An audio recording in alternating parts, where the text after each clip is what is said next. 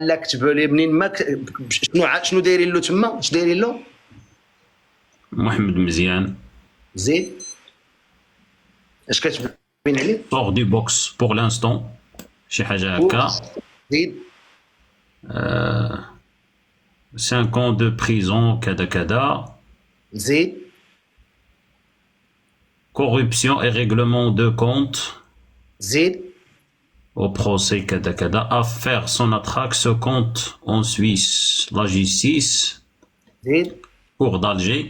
ancien PDG de Sonatrach محمد مزيان. زيد هذه الإذاعة الجزائرية ما غاديش تفتح خاصو الفي بي ان. زيد affaire Sonatrach confirmation des verdicts ولا شي حاجة بحال هكا prononcé. Sonatrach se clôture. بارك عليه بارك عليه، تبقى جالس تهج عليا انت هنا. سمعتي يا اخويا؟ سمعت شني ما فهمتش. انا لا عرفتك غتفهم. لا ما فهمتش علاش عطيت لي زعما متابع قضائيا هذا السيد مزيان. لا انا عرفتك غتفهم شي حاجه. لا معليش تفهمني يا خويا، راني ما فهمتش، فهمني يا صاحبي. فهمك اخويا. زعما راك تسود لي انت في الشخص. لا المغرب نصلوا راهم اللي راهم شادين عندكم الساسه، انتم اللي شادين الحكومات كل صافيين. هذه اسمع نعطي اسمع. ما مزيان هذا، ما مزيان، ما راه في العداله مش معناته راه ما مزيان. خليني نحكي معاك.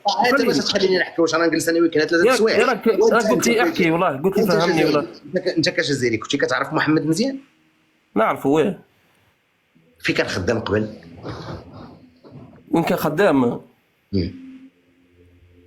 كان واخا سيدي نفوتوا محمد مزيان.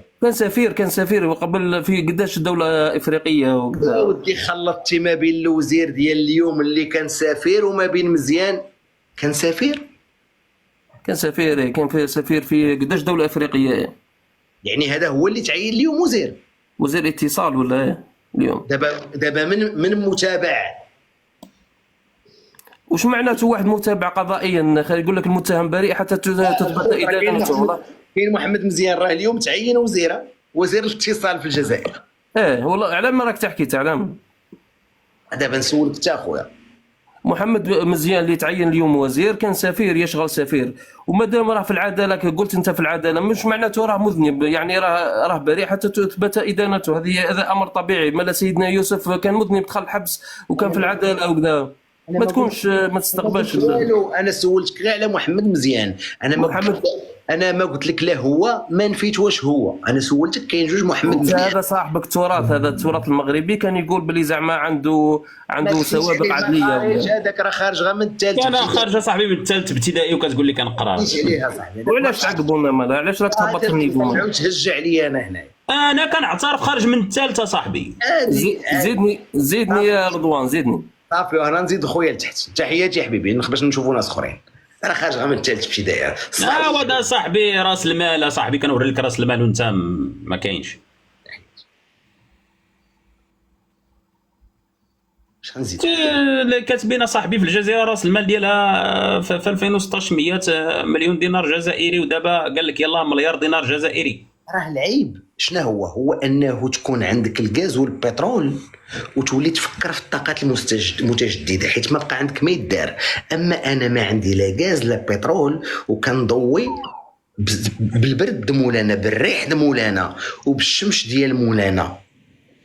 العيب هو انه تكون انت كدوله سميتك الجزائر، واليوم بتاريخ شحال اليوم 18 ياك 18 نوفمبر تزيد الطاقه المتجدده حدا وزاره الطاقه تقاداو الفلوس. وراه هو ملي قال لي انتقال الطاقي تيرا في راسو بقرطاسه اصلا.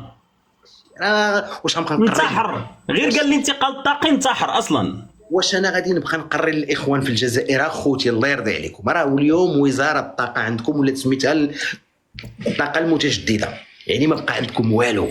مشات الفلوس وبقى الزبل وبقاو الشراف حاكمين، وبقيتو نتوما النقل المدني في اللايفات. دخلوا تفرجوا فيه انا، وبقى النقل المدني. الشنقريحه راه اليوم عين وزيرا منتدبا له وزير الدفاع، وانت طلع هنا النقل المدني. راهو شنقريحه دا الوزاره عاوتاني 80 عام 80 عام اللي شداه. قطع الميكرو اخويا التراثي. لا حول ولا قوه الا بالله. بارك عليكم في حق هادشي كثير. ما كاينش من فهمتي. ما كنبغي نوعيكم اخوتي في الجزائر، ولكن لا غالب الا الله. لا غالب الا الله. كاع كنقول لكم، كنوصل لكم المعلومه صاحبي.